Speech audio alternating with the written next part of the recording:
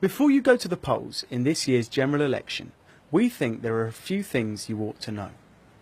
Now, you'd be right to assume that what you read in the papers is the truth. How could it be anything else? But the real truth is the media has a dark secret.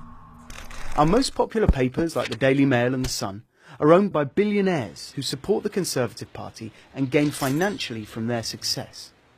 And if we, as humans, are repeatedly told the same messages enough times, we begin to believe them, even if they're not true. The strong and stable leadership of a Conservative government with a strong and stable government. You might say it's clever advertising, but really, it doesn't tell us anything. It seems the Conservatives have made this election all about Brexit. And yes, it's undeniably important. Labour also respects the referendum result. But what about everything else? The NHS, jobs, education. What kind of country are we actually voting for if we choose to vote Conservative? Now, most of us want the same things in life.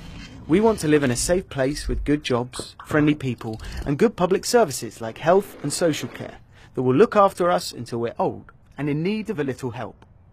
But since the Conservatives came into power in 2010, we've had the longest squeeze in living standards and wages. Our public services are failing because of cuts and underfunding, and we have an ever-increasing gap between the rich and the poor. This economic model is called austerity, and it's a Tory favourite. Right now, over a quarter of all children in the UK are living in relative poverty. Homelessness is at an all-time high, and record numbers of people are using food banks just to survive. The NHS is at breaking point. GP and A&E waiting times are getting longer. Some hospitals have been forced to close. Cancer targets are being missed, and people are waiting longer and longer for their operations, often in pain. And it's not because there isn't enough money for our NHS. The UK has the 6th largest economy in the world. It's because the government is chronically underfunding it. And it's clear that the Conservatives want to fully privatise it, just like in the US. Heck, Jeremy Hunt, our health secretary, co-wrote a book about this very plan. And this is the same tactic they used to sell off our railways and energy suppliers. And we know how well that went. Expensive fares and terrible service. The Conservatives also have a cavalier attitude towards your safety. Cuts to the police and the fire service mean many crimes aren't being investigated properly, and some house fires aren't being extinguished quick enough. Fire deaths have risen by 21% as a result. And it's the same story in our education system. School budgets are being cut, class sizes are on the rise, and teachers are being laid off or quitting due to the increasing stress and pressures. One issue on many people's minds is that of immigration. But on this, the Conservatives have only unrealistic targets and broken promises, and no plan to end the low-wage economy which causes division in our society. And while some in the media blame immigration for all our problems, the super-rich continue to hide their money offshore and avoid paying taxes. Taxes which could be used to fund our public services properly. And whilst we're all mad at each other, we're not mad at the people making all of the money. It's really that simple.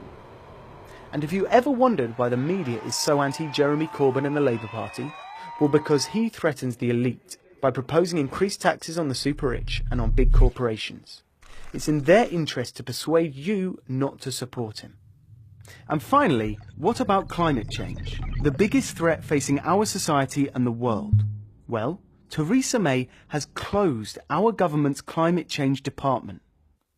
But whatever your opinion of Jeremy Corbyn or Theresa May, remember, you are not voting for a person in this election. You're voting for a party and what they stand for.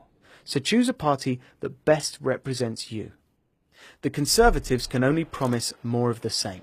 A failing NHS, cuts to schools and the police, and a society that caters for the few, not the many. But if you feel that society should be fair, that there should be opportunity and education for everyone, if you value the NHS, a quality health service that is free and will be there for you and your family, then please consider voting for the Labour Party, who promise to protect and support these very things. And if you're worried about immigration, Labour have plans for that too, like cracking down on foreign low-wage employment and reducing immigration to areas most affected by it.